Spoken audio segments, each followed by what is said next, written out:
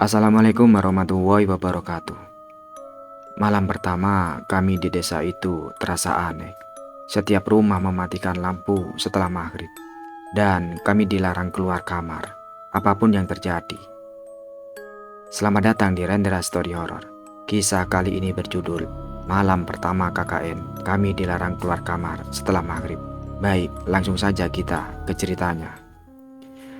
Namaku Rian, mahasiswa tingkat akhir di sebuah universitas swasta di Yogyakarta. Tahun ini aku ikut program KKN bersama 5 temanku, Dewi, Arya, Ica, Dani, dan Vina. Kami ditugaskan di sebuah desa terpencil yang namanya bahkan tidak ada di Google Map. Di peta itu hanya ditandai hutan dan jalan tanah. Orang-orang menyebutnya Dusun Sumber Sirah. Letaknya di perbatasan antara wilayah Gunung Kidul dan Wonogiri. Kenapa enggak milih desa yang dekat kota sih? Keluh Dewi waktu kita naik mobil pick up untuk menuju lokasi. Biar pengalaman, katanya desa ini sejuk, adem, dan belum pernah dipakai KKN. Jawab Arya, kebetulan jadi koordinator kelompok. Tapi semakin malam kami semakin masuk ke desa itu. Hawa yang tadinya adem malah berubah jadi dingin aneh. Jalannya sempit, sepi, dan setiap kali kami lewat, orang-orang desa memandang kami dari jendela dengan tatapan kaku. Gak ada yang tersenyum, gak ada yang nyapa, hanya diam seolah kami ini bukan manusia. Kami ditempatkan di rumah Pak Lurah Supratmo, rumah besar dari kayu jati tua. Berderit tiap diinjak saat kami menurunkan tas. Pak Lurah bilang dengan suara datar, "Anak-anak, di desa ini ada satu aturan penting. Setelah maghrib, tolong jangan keluar kamar. Jangan buka jendela. Jangan respon suara apapun yang terdengar dari luar. Apapun itu, paham?" Kami semua saling pandang. Arya tertawa, dikira itu lelucon pembuka. "Serius Pak, emangnya kenapa sih?" "Jangan banyak tanya. Ini untuk keselamatan kalian." Waktu maghrib datang, suasana desa benar-benar gelap. Tidak ada lampu di jalan, bahkan rumah-rumah lain pun meredup seperti sengaja ditutupi kain hitam. Aku sekamar berdua dengan Dani. Baru jam 8 malam, tiba-tiba tok tok tok tok tok. Ada yang mengetuk jendela kamar kami dari luar. Pelan tapi jelas. Dani langsung duduk. "Siapa tuh?" "Arya." Aku mendekat ke jendela, mau membuka tirai. Tapi suara Dani menahan. Kata Pak Lurah, tadi jangan dibuka loh." Tok tok tok tok tok. "Kak, buka Kak, ini Vina." Kami langsung panik. Suara perempuan itu jelas suaranya Vina. Tapi ada yang aneh, nada bicaranya datar, lambat, seperti orang ngelindur. Dani nyaris buka kunci jendela, tapi aku tahan. "Bentar, Vinamu tuh barusan ke kamar mandi bareng Ica loh." "Kak, aku dingin Kak. Bukain pintunya dong." Tiba-tiba dari arah kamar seberang terdengar suara Vina asli berteriak, "Rian, jangan buka jendela, aku di sini." Tubuhku langsung lemas. Dani jatuh tertunduk. Yang di luar itu siapa ya? Dan suara di luar jendela itu berubah jadi tawa kecil, pelan, menyeramkan. "Kalian anak baru ya?" Aku dan Dani terdiam. Suara tawa kecil itu seperti menempel di dinding, menggema pelan. "Kalian anak baru ya?" Pelan, tapi nadanya ngeres. Kayak main-main tapi bukan manusia. Dani mundur ke tembok, mukanya pucat. "Rian, itu siapa?" Aku geleng cepat sambil merapatkan gorden. "Tutup aja, jangan lihat." Tapi suara itu masih ada, bahkan sekarang kayak merayap ke sisi tembok kamar kami. Suara langkah kaki itu di luar jendela. Cetak, cetek, cetak, cetek.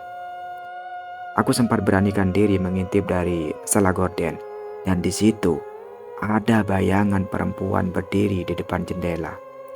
Dia pakai baju putih, kayak kebaya, rambutnya panjang sampai nutup muka. Tapi yang bikin merinding, kakinya gak nyentuh tanah menggantung. "Rian, dia lihat ke sini, dia lihat kita Rian." Dani panik. Aku langsung nutup gorden. Keringat dingin udah kayak orang habis lari maraton. Kami cuma bisa baca doa dalam hati. Suara itu hilang perlahan-lahan, tapi hawa dingin kayak masuk ke dalam tulang. Tiba-tiba suara Vina teriak dari kamar sebelah. Ica bangun, jangan buka pintunya. Aku buru-buru buka pintu kamar dan melihat Arya juga keluar dari kamarnya. Kalian dengar juga ya? Tanya Arya. Ica, buka pintunya, gila, jawab Vina sambil gedor kamarnya dari luar. Aku dan Dani ikut bantu. Pas pintu kamar Ica akhirnya terbuka, kami semua langsung membeku. Ica berdiri di tengah kamar, matanya terbuka lebar tapi kosong. Di depannya pintu kamar terbuka sedikit, seperti habis dibuka paksa dari dalam. Angin dingin masuk dan di lantai ada tapak kaki basah, kecil seperti kaki anak-anak, tapi banyak penuh lumpur. Siapa yang masuk? Tanya Arya panik. Gak tahu. Ica gak sadar apa-apa. Aku mimpi ada anak kecil ngajak main petak umpet. Kami semua saling pandang, wajahnya kami pucat semua. Saat subuh tiba, kami semua akhirnya bisa tidur. Tapi itu pun cuma 1-2 jam. Pas pagi datang, Pak Lurah manggil kami semua ke teras rumah. Kalian semalam ada yang buka pintu ya? Arya berusaha ngeles. Enggak pak, itu angin mungkin. Pak Lurah menatap kami satu persatu lalu bilang, semalam ayam jantan saya hilang. Itu yang jaga dusun. Kalau ayam jantan hilang, biasanya malam ketiga ada yang diambil. Dek, kami semua langsung terdiam. Ica yang masih pucat tiba-tiba muntah. Dan waktu aku bantuin dia ke kamar, di belakang telinganya ada bekas cakar hitam, 3 garis panjang. Rian, Ica tidur di sebelah saya semalam, bisik Vina ketakutan.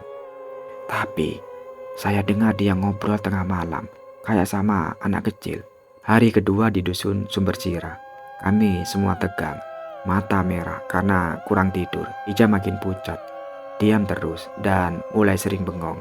Dan yang bikin tambah horor, setiap kami lewat depan rumah warga, semua langsung tutup pintu kayak takut terlibat. Siang itu Pak Lurah bisik ke Arya, malam nanti kalau Ica manggil jangan dijawab, jangan ditengok, apapun yang kalian dengar anggap gak ada.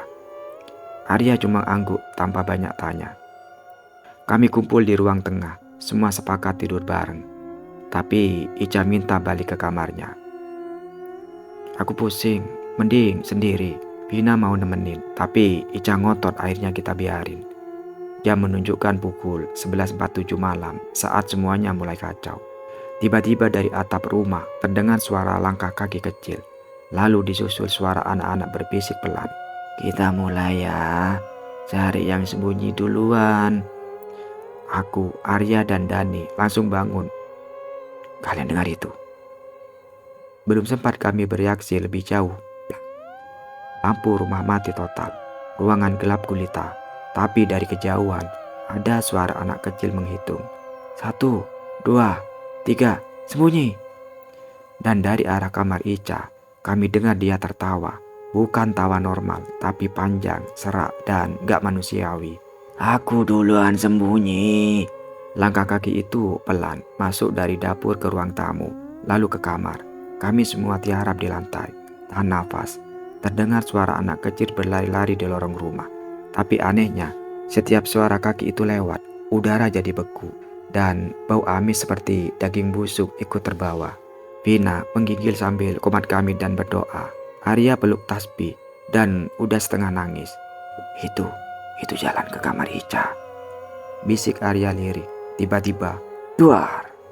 Suara pintu kamar Ica terbanting, disusul teriakan panjang Ica. Tapi berubah jadi suara anak kecil ketawa girang. Ketemu. Sekarang giliran kalian sembunyi ya. Aku buru-buru nyalain HP, nyalakan flashlight, dan tanpa sengaja kamera depan nyala. Di layar ada wajah anak kecil di belakang kami. Mukanya rusak, matanya putih semua, mulut sobek sampai telinga. Kok kalian gak ajak aku main? Katanya pelan. Aku refleks banting HP. Vina menjerit. Dani jatuh ke lantai dan kencing di celana. Arya baca ayat kursi keras-keras. Kami buru-buru masuk ke satu kamar, kunci pintu, tapi Ica gak ada. Kami pikir dia lari keluar, tapi pas Dani buka lemari di sudut kamar, dia jatuh ke belakang sambil teriak. Itu mata di dalam. Aku intip cepat, Dan ya Tuhan, dalam lemari itu ada Ica, tapi tubuhnya kaku, mulutnya sobek, dan matanya hilang dicongkel. Di dadanya tertulis pakai arang, "Malam ketiga, giliran kalian." Pagi hari setelah kejadian itu, kami semua seperti mayat hidup. Vina terus menangis, Dani menggigil sepanjang hari. Arya mulai ngomong sendiri, sementara jenazah Ica menghilang. Kami bilang ke Pak Lurah, tapi dia hanya geleng pelan. "Saya sudah bilang dari awal, malam ketiga mereka akan ambil, dan belum selesai." Kami bertiga duduk diam di ruang tengah, lampu dimatikan, gorden ditutup. Semua benda tajam disingkirkan. HP kami sudah mati. Vina yang hanya bisa menangis pelan sambil menggenggam tasbih. Arya berulang kali mengucap istighfar. Dani sesekali bergumam nama ibunya. Jam 5.58 sore, suara adzan maghrib terdengar jauh dari masjid kecil desa. Lalu semuanya menghilang dan hening. Tapi tidak seperti malam sebelumnya, suara anak-anak tidak terdengar, tidak ada langkah, tidak ada ketakutan. Hanya bisikan dari tembok. "Kalian sembunyi ya, sekarang giliranku, aku mencari." Tiba-tiba dari arah dapur terdengar suara pecah. Dor! Piring-piring jatuh sendiri, kompor gas menyala padahal tak ada yang menyalakan. Api mulai merambat ke tirai, rumah mulai terbakar. Kami panik, lari keluar, tapi pintu depan tidak bisa dibuka. Paku-paku berjatuhan dari atas, angin mengamuk dari dalam rumah, bukan dari luar. Vina terjatuh di depan kamar mandi, dan saat aku menolongnya, aku melihat anak-anak itu. Mereka berdiri di langit-langit, melingkar, membentuk satu lingkaran dengan tangan saling bergandengan. Mereka menatap kami sambil tersenyum, senyum yang aneh, besar, penuh luka. "Kalian sudah ikut permainan kami. Sekarang harus tinggal di sini." Aku tidak tahu bagaimana aku bisa keluar. Tiba-tiba aku sadar sudah berada di tepi jalan desa. Sendiri kusadari Vina, Arya, dan Dani tidak ada. Aku menoleh ke arah rumah Pak Lurah, sudah jadi arang. Tapi di depan puing-puing itu ada anak kecil berdiri membawa boneka lusuh.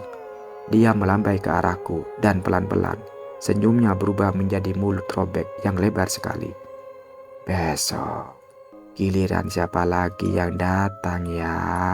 Itulah sebuah kisah tentang larangan keluar kamar setelah maghrib di desa yang tak tercatat di peta. Terima kasih sudah bergabung di Rendra Story Horror. Jangan lupa like, komen, dan subscribe supaya nggak ketinggalan kisah-kisah horor lainnya. Sampai jumpa di cerita berikutnya. Wassalamualaikum warahmatullahi wabarakatuh.